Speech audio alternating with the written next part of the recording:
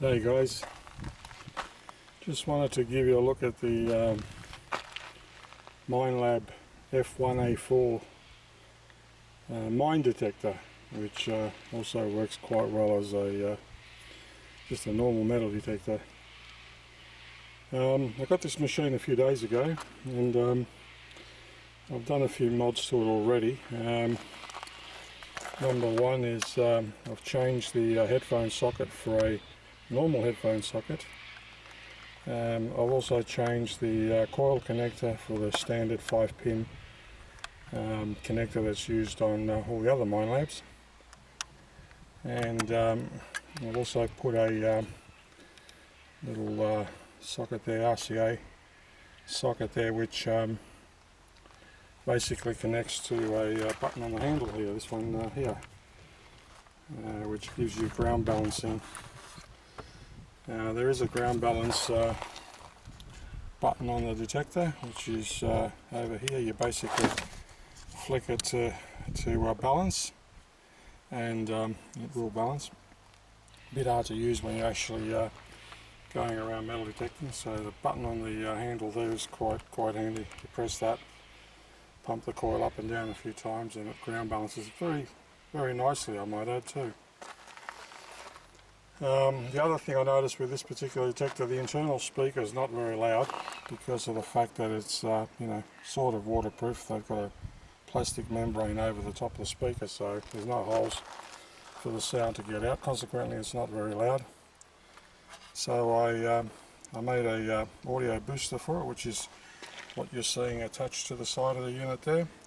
That's actually attached with Velcro, and basically it's got a headphone socket, on-off switch, volume control, and built-in speaker, and that connects via that cable there, which is an RCA socket, connects into the headphone socket on the actual detector, and gives you quite a, well, I'll turn it on.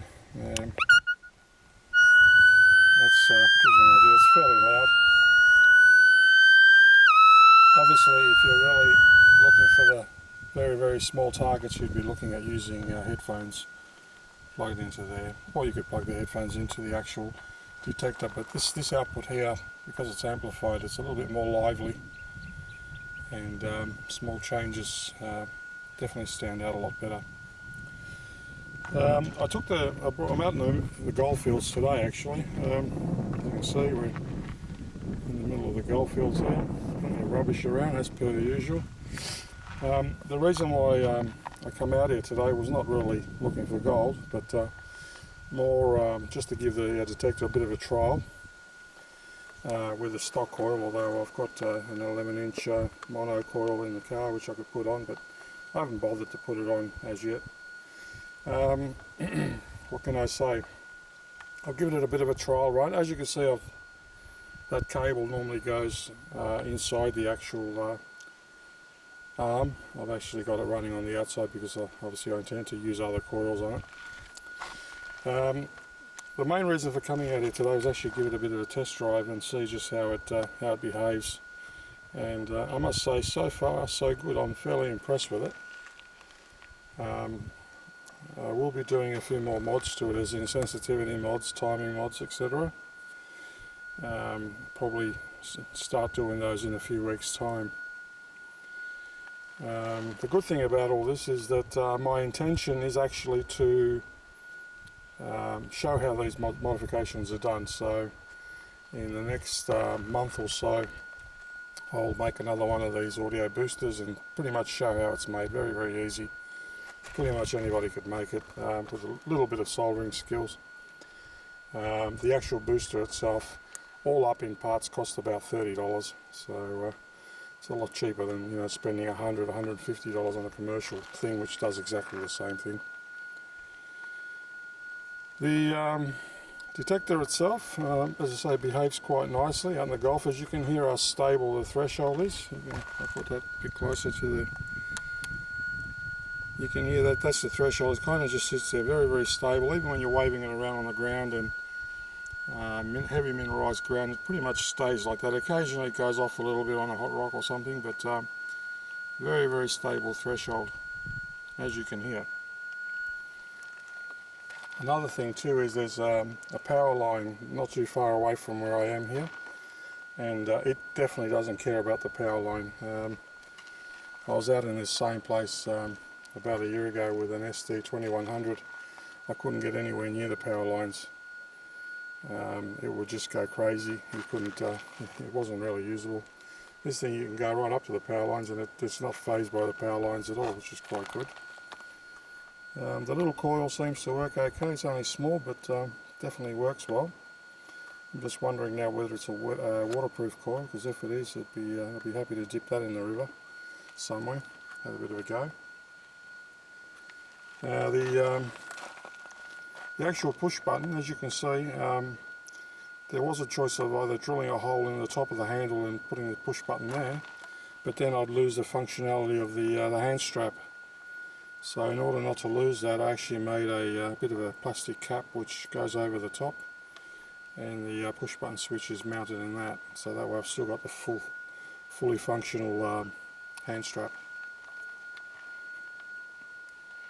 The detector itself comes apart into 3 or 4 pieces. It all fits in a nice plastic case. It's quite a nice detector for the money. As I said, in the next few weeks I will hopefully start doing some modifications internally to the actual sensitivity, and once I've done those and tested them, I might publish the results on the actual modification and how it's done on YouTube. So probably the best thing to do if you're interested in that is to subscribe now before you forget, and that way you can be sure that when I upload modifications you'll get them. You'll know about them straight away. So hit subscribe while you're here. Don't leave it for later, because you'll forget like I normally do. I was going to show you the detector actually while I'm waving it around on the ground, but unfortunately it's a bit hard to do because I don't have a camera tripod and basically have to hold the camera in my hand, so it's a little bit hard to do. But with that steady threshold, if I wave my ring over the coil, you can hear that it's definitely working, but it's good. It maintains a very, very nice quiet threshold. One of the modifications that I can see that might be useful is actually adding a threshold control where you can advance that slightly. I could see that would be a bit of a benefit on a very, very quiet ground. But yeah. Anyway, as I said, just come out here today just to give it a bit of a trial in proper mineralised ground, just to see how it behaves, and I say I'm surprised that it actually behaves reasonably well. I can't really do a direct comparison with the SD2100 that I used to have, because I don't have it anymore, and I've used it in this area, but I don't remember exactly how sensitive it was. I know that this thing definitely runs a lot quieter than the SD2100 did, and it tracks the ground a lot better too. So you don't often have to touch the ground balance control. You can go around for sometimes 20-30 minutes without touching it. So it's quite stable. Anyway, there you have it. Quick overlook of the Minelab F1A4. And as I say, in a little while I'll upload a video of actually building one of these. I actually made this one without making a video, but I'll make another one and I'll actually make a video so everyone can see how it's made. It's fairly simple, all commonly available parts, well, commonly available here in Australia. More than likely, if you're into electronics in a small way, you'd be able to easily reproduce it with your own local parts that you can find in your own location. But the actual build is doable by anyone who's got a little bit of soldering skill. You don't really have to have a lot of electronics knowledge to build that. It's fairly simple. One other thing that I have noticed, the front of these detectors down here, that's the actual battery box. It takes 4D size cells, which are quite heavy, and I've already noticed that battery pack on the front of the unit actually does cause a bit of strain on your arms. So another mod is definitely going to be to remove that battery pack from there and make up a battery box with 6 volt worth of rechargeable batteries and hang that on a belt or something rather than have it there on the detector, where it's actually adding quite a bit to the weight of the unit. So that's another modification that will be coming up at some stage. Anyway, that's pretty much it for now. I'll catch up with you later.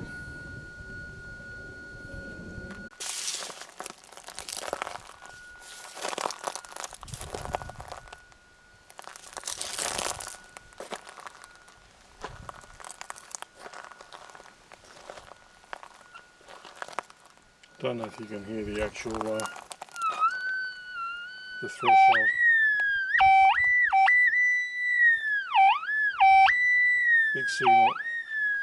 Big signal there, but it's most likely just rubbish. I'm not even going to bother trying to dig that up. Just trying to give you a bit of an idea. Hopefully you can actually hear the speaker and hear the threshold. And if you can, you will definitely notice how stable it is.